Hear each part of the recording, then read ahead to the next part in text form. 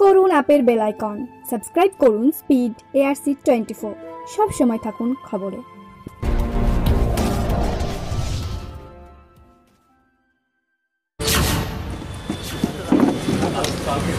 আজকের এই পবিত্র দিনে কংগ্রেসের পার্টি অফিসের সম্মুখে প্রতি বছরের মতো এবারেও নেতাজির জন্মদিবস পালিত হচ্ছে। 125তম জন্ম জয়ন্তী। ভাবতে অবাক লাগে, দেখতে দেখতে নেতাজির জন্মদিবস 125 বছর পার হয়ে গেল। 125 বছর আগের ভারতবর্ষ, সেদিনের সমাজের রক্ষণশীলতা, শিক্ষার অভাব,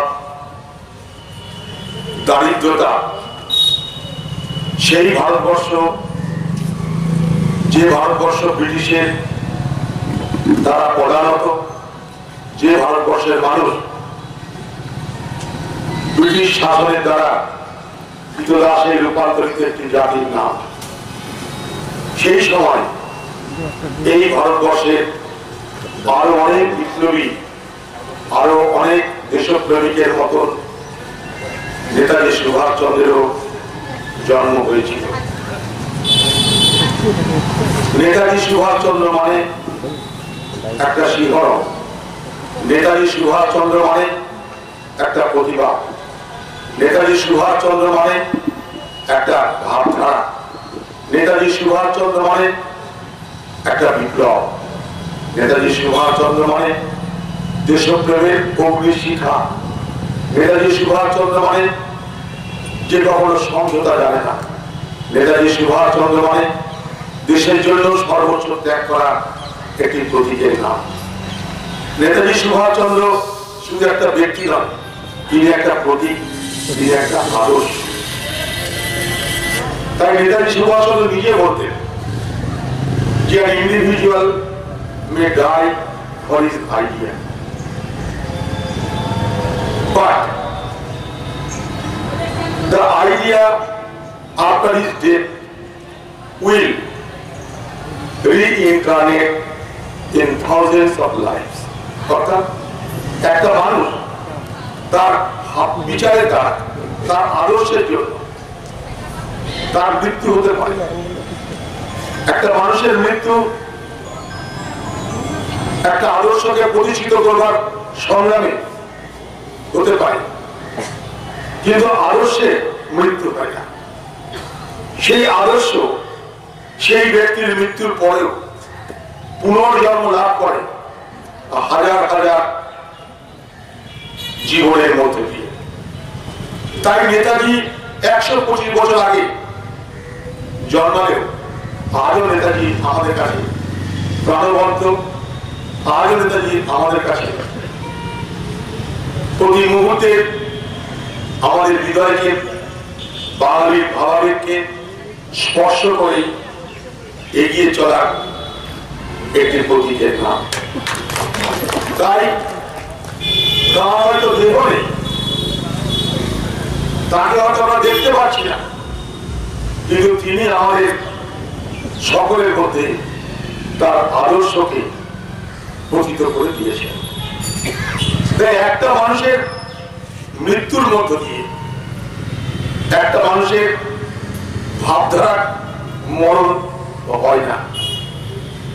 নেতাজি সুভাষচন্দ্র বোস এই পৃথিবীর সেই রকম একজন নেতা, বিপ্লবী, সেই রকম একজন রাষ্ট্রনায়ক যার জন্মদিন আমাদের জানা আছে 23শে জানুয়ারি, কিন্তু যার মৃত্যুদিন আমাদের জানা নাই। তাই তার জন্মদিন তো আমরা পালন করতে পারি, কিন্তু তার মৃত্যুদিনে শোক ব্যক্ত করতে পারি না।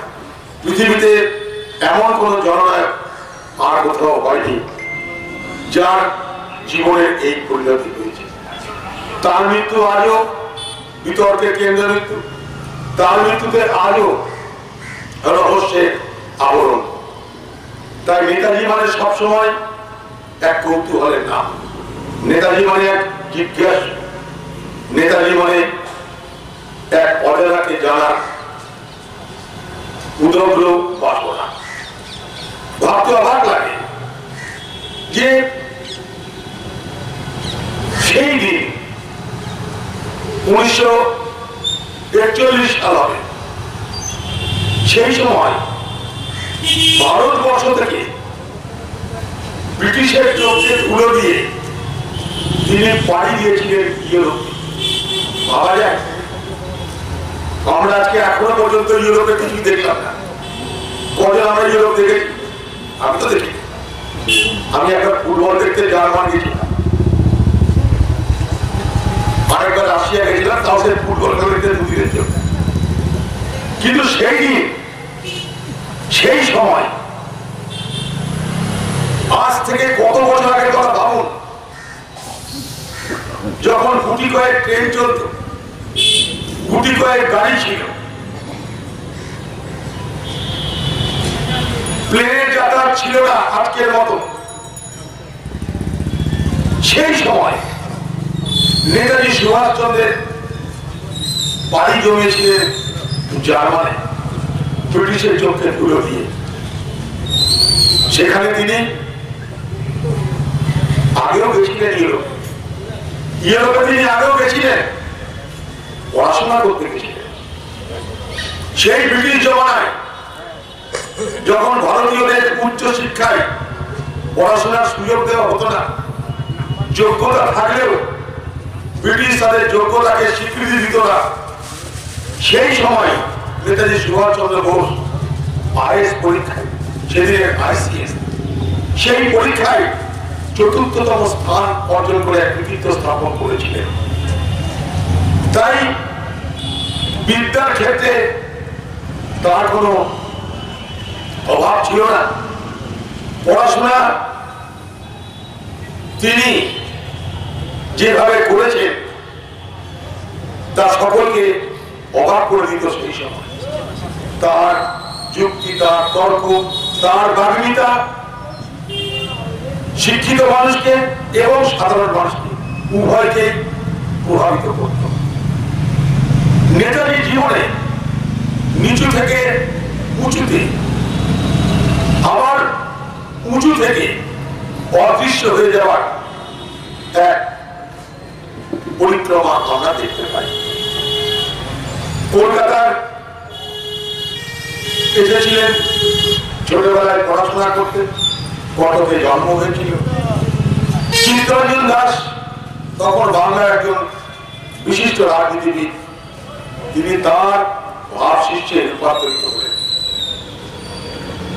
সেই সময় যখন একদিকে মুসলিম লীগ, আরেকদিকে হিন্দু সাম্প্রদায়িক দল বাংলার রাজনীতিকে ক্রমশ সাম্প্রদায়িক মেরুকরণের চেষ্টা করছে, সেই সময় দেখতে পাওয়া যায় যে নেতাজি সুভাষচন্দ্র বোসকে হিন্দুরা যেমন ভালোবাসে, মুসলমানরা ততোধিক ভালোবাসে।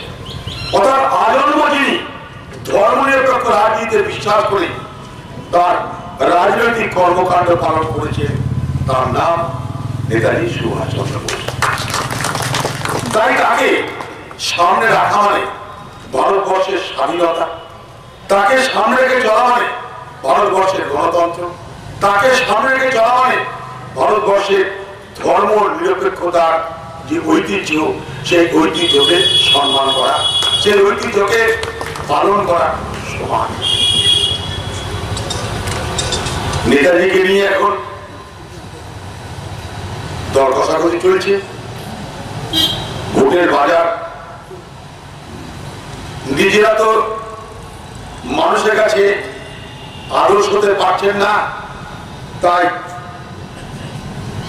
কোথাও থেকে পুড়িয়ে বাড়িয়ে, কোথাও থেকে গায়ের জোরে, কোথাও থেকে ক্ষমতার জোরে নিজেদেরকে আদর্শবান করে তোলার একটা মরিয়া প্রচেষ্টা। আজকের বিজেপি পার্টি, তার প্রধানমন্ত্রী এমন করছেন মনে হচ্ছে মহাত্মা গান্ধী বিজেপি পার্টির নেতা ছিলেন, এমন করছে। মহাত্মা গান্ধীকে নেতা বানানোর পর বিজেপি পার্টির দ্বিতীয় টার্গেট নেতাজি সুভাষচন্দ্র বোসের বিজেপি পার্টি, কারণ বাংলায় ভোট। এমন ধন্যবাদ চলছে পরাক্রম দিবস, যেন নেতাজি বিজেপির ভাবধারায় বিশ্বাস ছিল। বাজার এরকম চলছে, প্রচারের যুগ। আমাদের জন্য তো প্রচার করবে না, তাদের জন্য প্রচার করার জন্য হাজার হাজার কোটি টাকা ব্যয় হবে। আর ভারতবর্ষের বল্লভভাই প্যাটেলের নতুন আত্মার নাম তো আমাদের নরেন্দ্র ভাই মোদীকে তো তিনি প্রমাণ করেছিলেন। মহাত্মা গান্ধীর ডান্ডি অভিযান নাকি করবে আমাদের প্রধান, সব ভালো, কিন্তু মহাত্মা গান্ধীকে যে হত্যা করলো নাথুরাম গডসে, তার বিরুদ্ধে তো একটা সমালোচনাপূর্ণ, তাকে যে বিজেপি অগ্রাহ্য করে।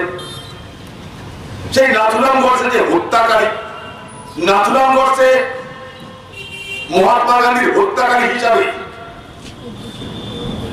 বিজেপি কখনো স্বীকার করেছে?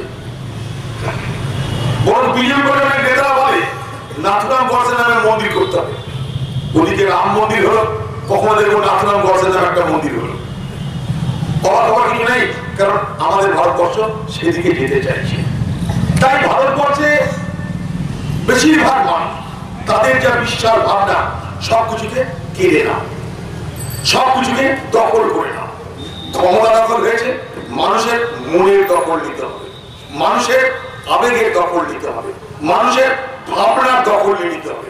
এখন এটাই ভারতবর্ষের শাসক দলের স্ট্র্যাটেজি। ক্ষমতা দখল তো হয়েছে, হৃদয় দখল হয়নি, মন দখল হয়নি, ভাবনা দখল হয়নি। ভাবনা দখল করতে গেলে মানুষকে কখনো বিভ্রান্তির বাতাবরণ তৈরি করতে হবে। করোনা কালে মানুষের প্রাণ বাঁচানোর ঠিক ঠিকানা নেই, মানুষের পকেটের পয়সা নেই, পেটে খাবার নেই। আমাদের নরেন্দ্র ভাই বললেন তোমরা থালা বাজা, করোনাকে তাড়াতে গেলে তোমরা টর্চ জ্বালাও, যদি টর্চ না থাকে মোবাইলের টর্চ জ্বালাও, হয়ে যাবে। প্রদীপ জ্বালাও, টর্চ জ্বালাও, মোবাইলের টর্চ জ্বালাও, তাতেই করোনা ম্যানেজ হয়ে যাবে, কোনো অসুবিধা নেই। কারণ আমি নরেন্দ্র মোদী, নরেন্দ্র মোদী যা বলে সেটাই সত্য হয়, নরেন্দ্র মোদী যা বলে সেটাকে বিশ্বাস করতে হয়। ভারতবর্ষে এই বাতাবরণ তৈরি চেষ্টা হচ্ছে যে নরেন্দ্র মোদী কখনো ভুল বলেন না, king can do no wrong. Narendra Modi কখনো ভুল বলে না, তাই নরেন্দ্র মোদী যা বলে সবাই ভারতবর্ষের পালন করুন। 4 ঘন্টা নোটিশে লকডাউন হয়ে গেল, পালন করুন, কারণ নরেন্দ্র মোদী বলেছে। 18 দিনে কুরুক্ষেত্রের যুদ্ধে পাণ্ডবরা জয়ী হয়েছিল, নরেন্দ্র মোদী দেশের মানুষের কাছে 21 দিন চাইলেন। পাণ্ডবরা যখন কৌরবদেরকে পরাজিত করেছিল 18 দিনে, মোদী বলেন আমি করোনাকে পরাজিত করবো 21 দিন। আপনারা দেখতে পাচ্ছেন কে কোথায় আছে? সব থেকে আগে নরেন্দ্র মোদীর মুখে দেখবেন মাস্ক পরে আছে। 21 দিন পার হওয়ার পর মাস্ক কখনো তিনি মুখ থেকে খুঁজছে না। তাহলে উনি নিজেই বিশ্বাস করেন না যে করোনার সঙ্গে মোকাবেলা 21 দিনে করা গেছে, উনি নিজেই বিশ্বাস করেন না। উনি নিজেই বিশ্বাস করেন না যে টর্চ জ্বালিয়ে, প্রদীপ জ্বালিয়ে করোনাকে তাড়ানো যায়, উনি নিজেই বিশ্বাস করেন। কিন্তু লোককে বিশ্বাস করতে হবে, কারণ নরেন্দ্র মোদী করেছে। ঠিক একই রকম ভাবে আজ ভারতবর্ষে বড় বড় যারা ভারতবর্ষের মহানায়ক, তাদেরকে নরেন্দ্র মোদী ভোটের বাজারে পণ্য হিসাবে বিক্রি করতে চাইছে। দুর্ভাগ্যটা ভারতবর্ষের দুর্ভাগ্য যে যারা হিন্দুত্বের রাষ্ট্র গড়ে বলে দিন রাত ভারতবর্ষের সমাজকে বিভাজিত করছে, হিন্দু মুসলমানের বিভাজন। কারণ ভারতবর্ষের হিন্দুদের রাষ্ট্র, তাই হিন্দুত্ব প্রতিষ্ঠা করতে হবে। ভারতবর্ষের সংখ্যালঘুদের 2য় শ্রেণীর নাগরিক হিসাবে থাকতে হবে।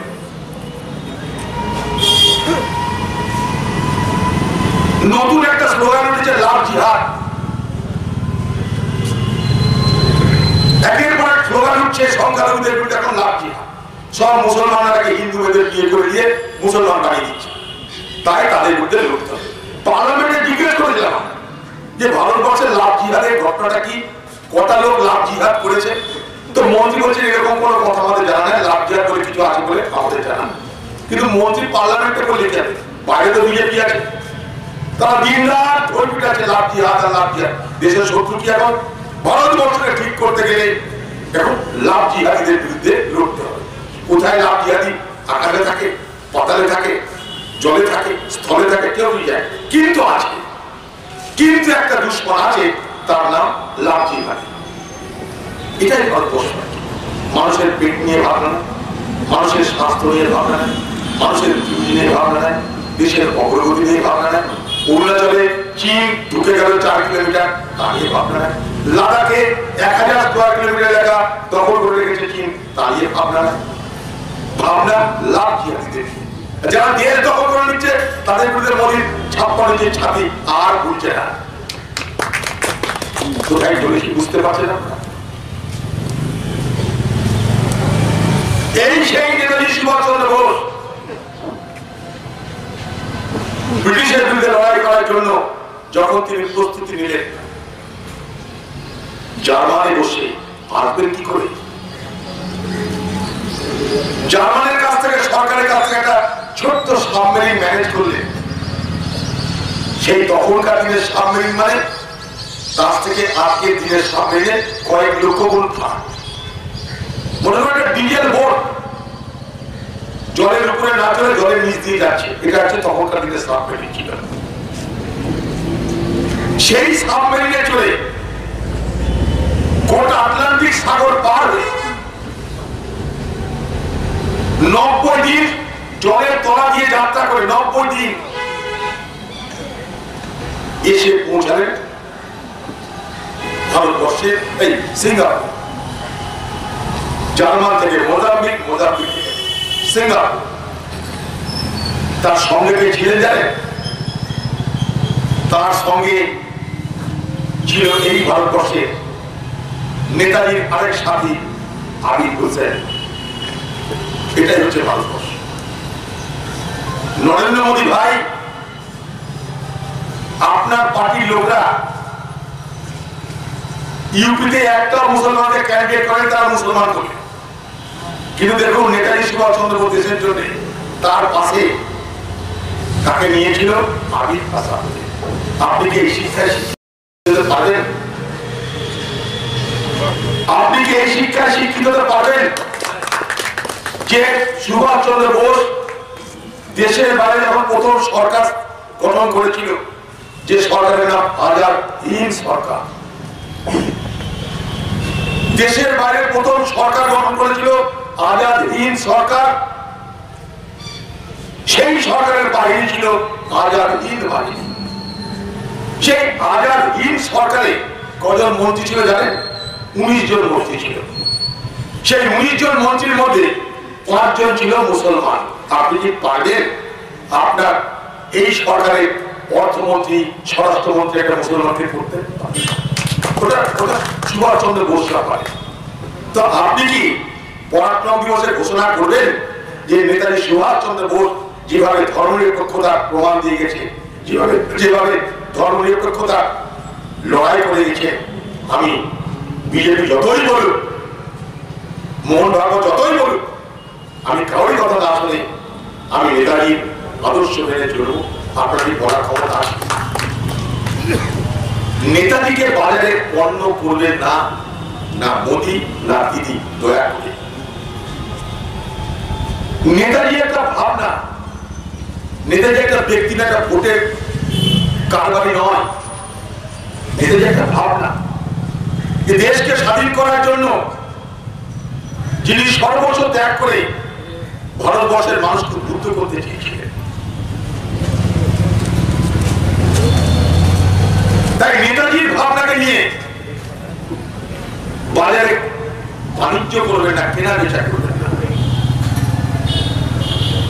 নেতাজি কখনো সংকীর্ণ রাজনীতির, সাম্প্রদায়িক রাজনীতি কখনো প্রশ্রয় দেননি, কারণ তার ভাবনার মধ্যে ছিল নতুন দেশ হিসাবে ভারতবর্ষকে গঠন করা।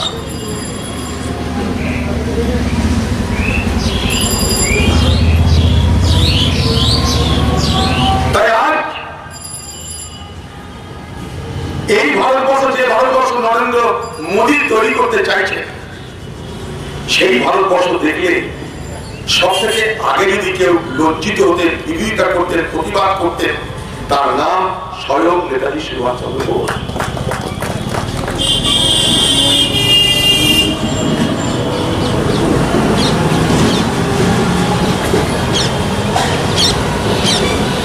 সেই দিনের কথা ভাবুন। সারা ভারতবর্ষ ব্রিটিশের দখলে, দ্বিতীয় বিশ্বযুদ্ধ শুরু হয়েছে। নেতাজি সুভাষচন্দ্র কংগ্রেসকে বললেন যে আমার মনে হয় এই সময় ব্রিটিশের যারা শত্রু তাদের সঙ্গে সম্পর্ক করে ভারতবর্ষের স্বাধীনতা লাভের জন্য একটা চেষ্টা করা দরকার। কংগ্রেসের মানুষের সঙ্গে, কংগ্রেসের নেতৃত্বের সঙ্গে নেতাজি সুভাষচন্দ্র বোসের নেতৃত্বে ভাবনা ফারাক হলো, হতেই পারে। নেতাজি সুভাষচন্দ্র বোস তো কংগ্রেস দলের সারা ভারতবর্ষের সভাপতি ছিল, একবার নয় দুবার। সারা ভারতবর্ষের কংগ্রেস দলের সভাপতি ছিল। নেতাজির সভাপতিত্বে প্রথম ভারতবর্ষের জাতীয় কংগ্রেস সিদ্ধান্ত নিল আগামী দিনে যে দেশ গঠন করবো সেখানটায় প্ল্যানিং কমিশন তৈরি করে সারা ভারতবর্ষকে আধুনিক শিল্পে, সারা ভারতবর্ষকে সমৃদ্ধ করব। শিক্ষা, স্বাস্থ্য, আধুনিক শিল্পে ভারতবর্ষকে সমৃদ্ধ করবার প্রস্তাব ভারতবর্ষের কংগ্রেসের অধিবেশনে পাশ করালো কে? নেতাজি সুভাষচন্দ্র বোস। 1929 সালে পূর্ণ স্বরাজের যে প্রস্তাব ভারতবর্ষের জাতীয় কংগ্রেসের অধিবেশনে পাশ হয়েছিল, তার পিছনে সব থেকে বড় যিনি প্রচেষ্টা করেছিলেন তার নাম নেতাজি সুভাষচন্দ্র বোস।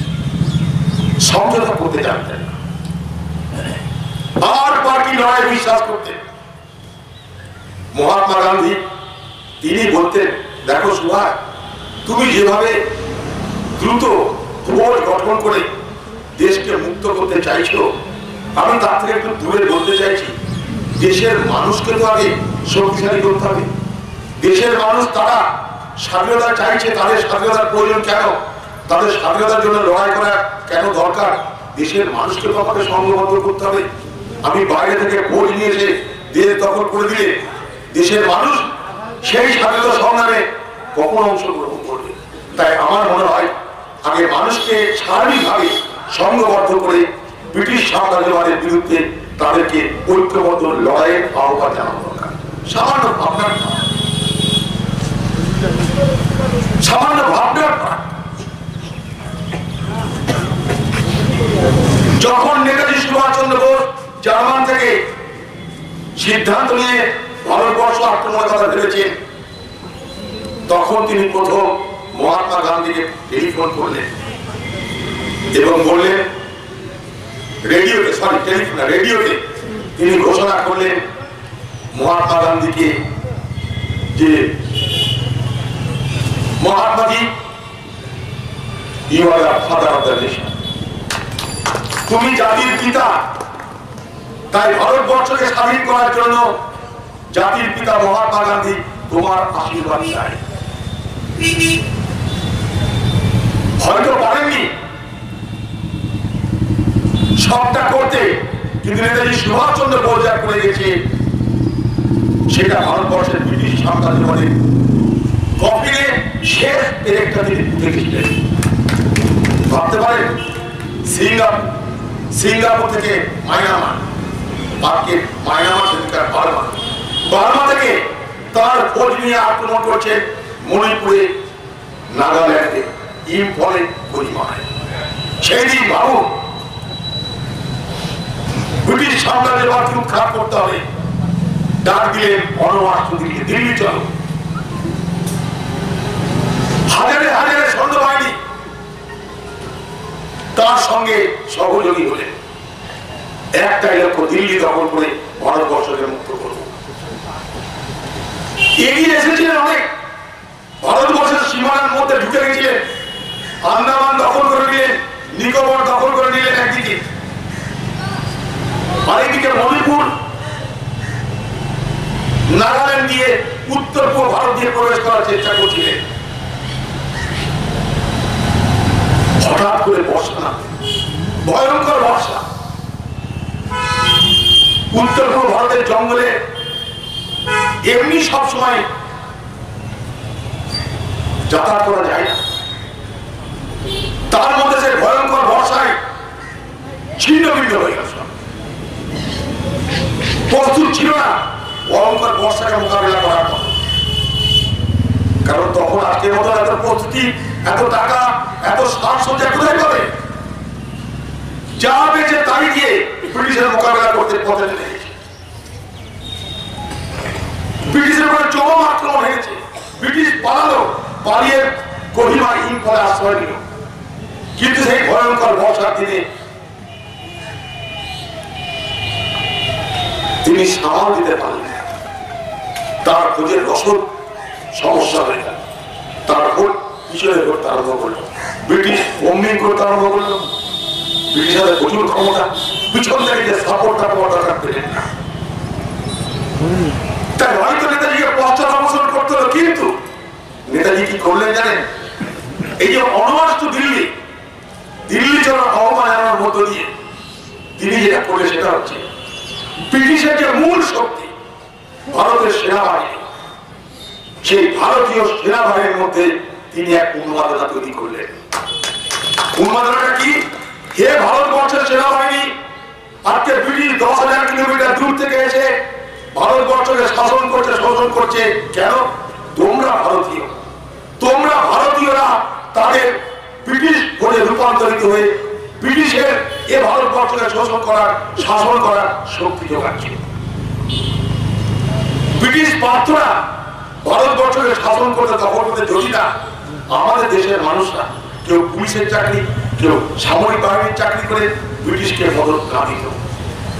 বিপ্লবীদেরকে হত্যা করেছে যারা, তারাও ভারতীয়, তারা এদেশেরই সৈনিক, তারা এদেশেরই মানুষ, কিন্তু তারা ব্রিটিশের গোলামি করেছে, ব্রিটিশের হাতে চাকরি করেছে, ব্রিটিশের তারা সৈন্যবাহিনী হয়েছে। ফলে ব্রিটিশ 10,000 কিলোমিটার দূর থেকে এসেও শুধুমাত্র আমাদের উপর ভরসা করে তারা এই দেশকে শাসন করেছিল, এই দেশের ক্ষমতা দখল করতে সক্ষম হয়েছিল। তাই ব্রিটিশ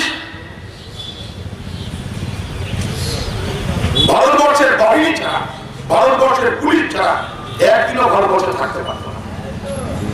নেতাজি সেই জায়গাটায় হাত দিয়ে দিলেন, ভারতবর্ষের সেনাবাহিনীকে বুঝে দিলেন তিনি, দেখো আমরা আজকে সিঙ্গাপুর থেকে বার্মা হয়ে ভারতবর্ষে প্রবেশ করার চেষ্টা করছি, এই ব্রিটিশকে উদ্ধার করতে আমাদের জন্য নয়, আমাদের ভবিষ্যৎ প্রজন্মের জন্য।